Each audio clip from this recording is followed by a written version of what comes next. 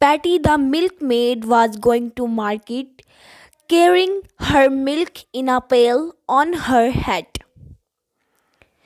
As she went along, she began calculating what she would do with the money she would get for the milk. I will buy some fowls from Farmer Brown, said she, and they will lay eggs each morning, which I will sell to the person's wife. With the money that I get from the sale of these eggs, I will buy myself a new dimity frock and a chip hat, and when I go to market, won't all the young men come up and speak to me? Polly Shaw will be so jealous, but I don't care.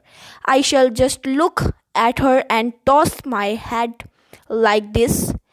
As she spoke that, she tossed her head back, and the pail fell off it, and all the milk was spilt. Moral: do not count your chickens before they are hatched.